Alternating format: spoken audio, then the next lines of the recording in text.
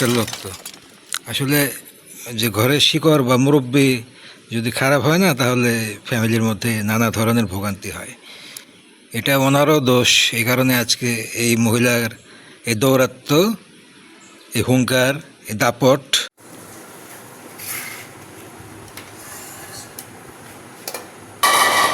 লেবু হইলে ভালো, লেবু থাকলে ভালো হইতো।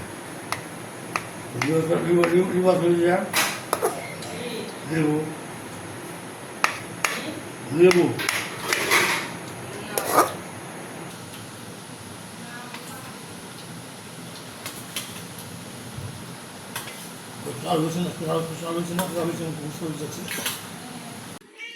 চোখে পড়ছে এই জিনিসটা, আমি ঠিক স্পষ্টভাবে শিওর না, দূর থেকে কেন জানি মনে হচ্ছে যে গাছে একটা দুইটা কাঁঠাল মনে হয়। আমি আগে যখন দেখেছি সব কিছু একদম মসৃণ লাগছিল দেখতে দূর থেকে, কিন্তু এখন মনে হচ্ছে যে এখানে একটা দুইটা কাঁঠাল,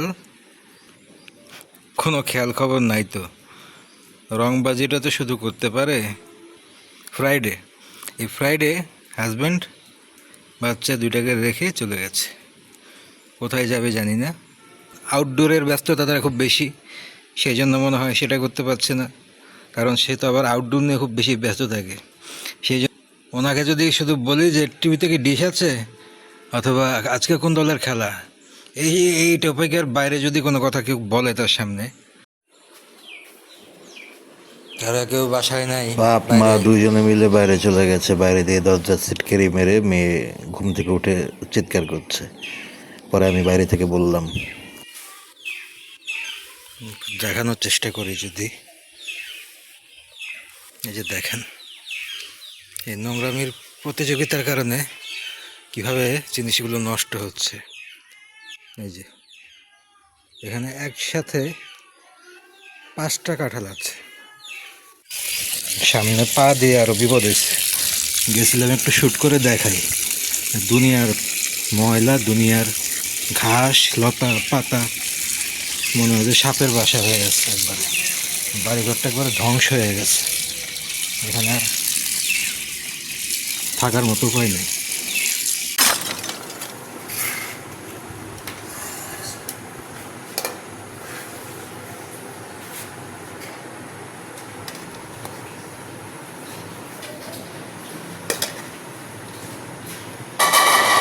লেবু হইলে ভালো, লেবু থাকলে ভালো হইতো। লেবু লেবু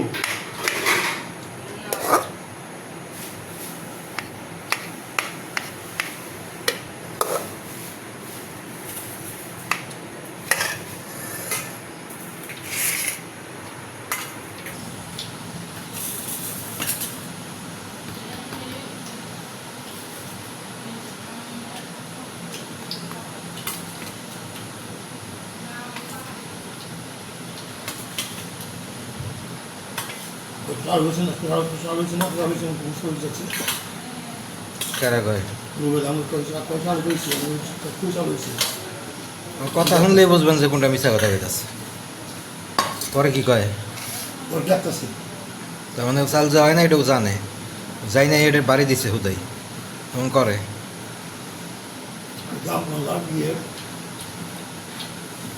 কত 700 আর সব 10,000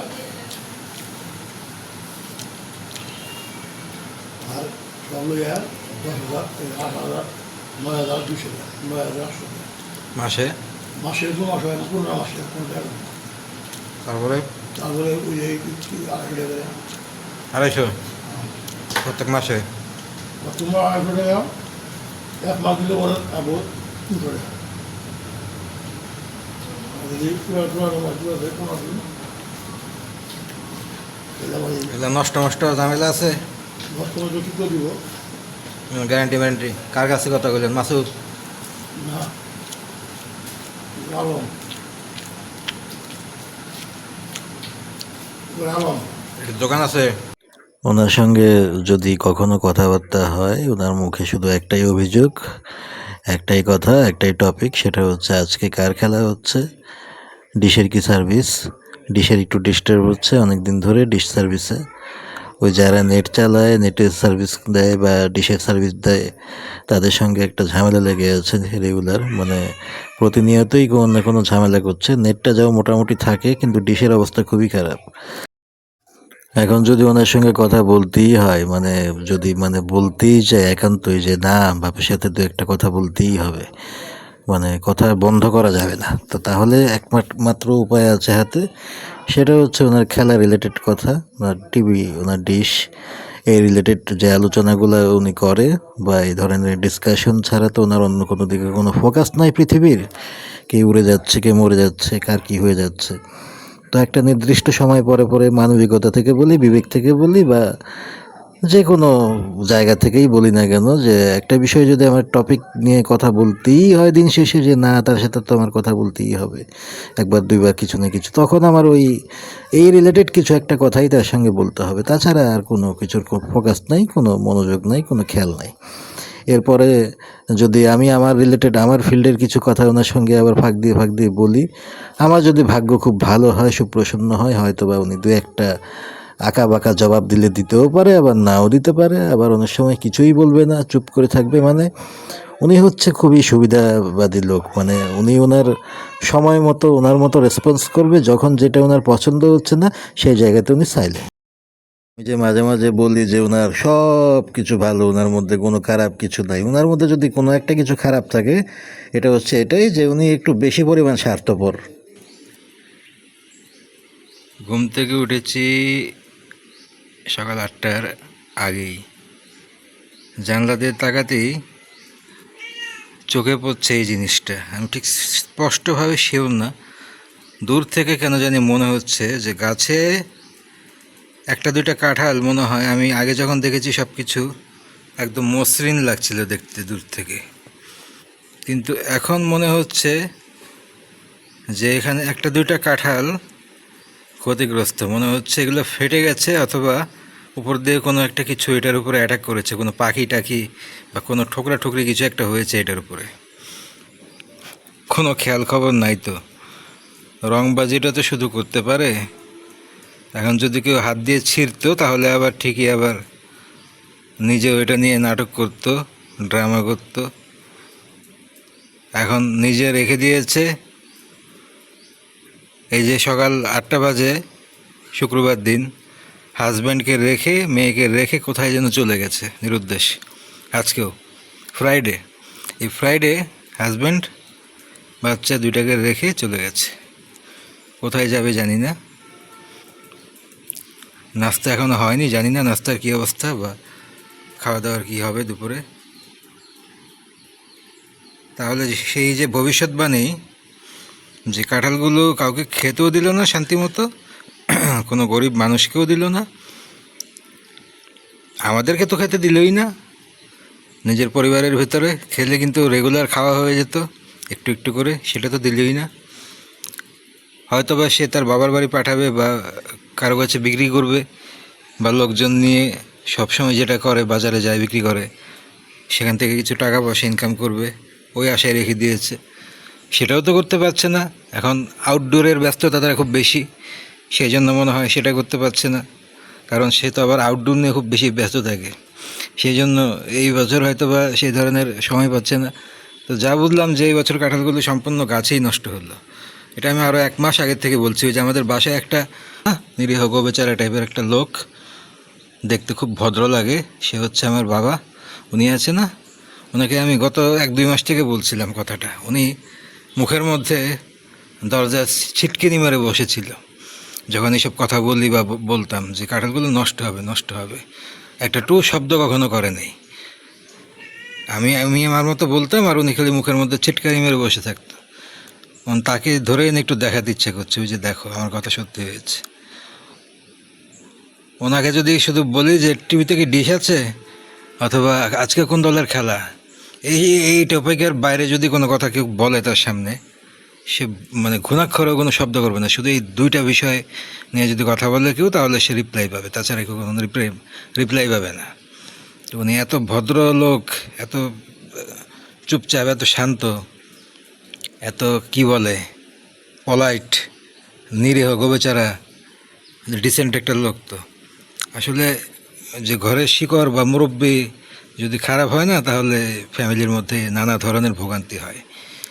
এটা ওনারও দোষ। এই কারণে আজকে এই মহিলার এই দৌরাত্ম্য, এই হুঙ্কার, এই দাপট, এই জন্য ওকে কেয়ার করে চলতে হয়। আমার মতো মানুষের তোয়াক্কা করতে হয়, না হলে আরও অনেক বছর আগে এই মহিলা জায়গা মতো ভোগে পাঠিয়ে দিতে পারতো, ভোগে।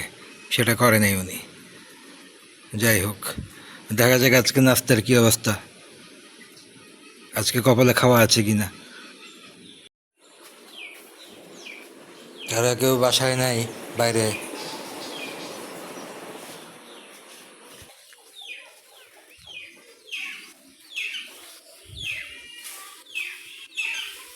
দেখানোর চেষ্টা করি যদি, এই যে দেখেন, এই নোংরামির প্রতিযোগিতার কারণে কিভাবে জিনিসগুলো নষ্ট হচ্ছে। এই যে এখানে একসাথে 5টা কাঁঠাল আছে। এই 5টা কাঁঠাল, এর মধ্যে উপর থেকে মনে হয় কিছু খেয়ে খেয়ে ফেলে দিচ্ছে, ঠুকরে ঠুকরে পাখি। আর এখানে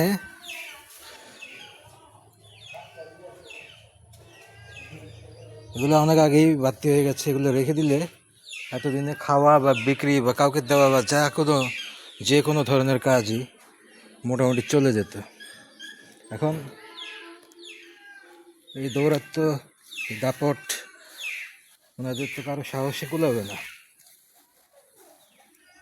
এই কাজ করার জন্য। কে করবে, কে নিবে এই রিস্ক, কে যাবে ওনার সাথে এই ধরনের খেলা খেলতে? কি পরিবার আগাছে এখানে।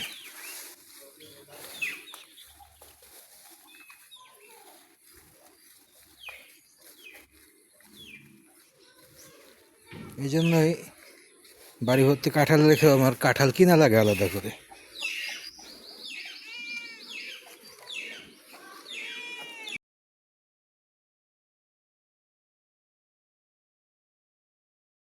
যেখানে বাসায় আমি আছি, আমার বাপ আছে, ওর দাদা আছে, আমরা দুইজন। আমি তো চাচা, আমার সাথে নয় কথা বলা নিষেধ। দাদা আছে, ওকে দরজা ছিটকারি মেরে ওর বাপে ওর মা দুজনে মিলে চলে গেছে বাইরে। এই নোংরামির প্রতিযোগিতার কারণে কিভাবে জিনিসগুলো নষ্ট হচ্ছে। এই যে এখানে একসাথে 5টা কাঁঠাল আছে। এই 5টা কাঁঠাল, এর মধ্যে উপর থেকে মনে হয় কিছু খেয়ে খেয়ে ফেলে দিচ্ছে, ঠুকরে ঠুকরে পাখি। আর এখানে এগুলো অনেক আগেই বাড়তি হয়ে গেছে। এগুলো রেখে দিলে এতদিনে খাওয়া বা বিক্রি বা কাউকে দেওয়া বা যে কোনো ধরনের কাজই মোটামুটি চলে যেত। এখন এই দৌরাত্ম্য, এই দাপট, ওনাদের তো কারো সাহসে কুলাবে না এই কাজ করার জন্য। কে করবে, কে নিবে এই রিস্ক, কে যাবে ওনার সাথে এই ধরনের খেলা খেলতে? কি পরিবার আগাছে এখানে।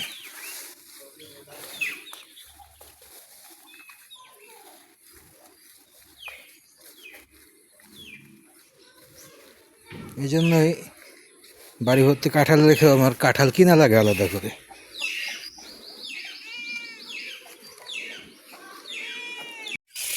সামনে পা দিয়ে আরো বিপদ হয়েছে। গেছিলাম একটু শ্যুট করে দেখাই, দুনিয়ার ময়লা, দুনিয়ার ঘাস লতা পাতা, মনে হয় যে সাপের বাসা হয়ে গেছে একবারে। বাড়িঘরটা একবারে ধ্বংস হয়ে গেছে। এখানে আর থাকার মতো উপায় নেই।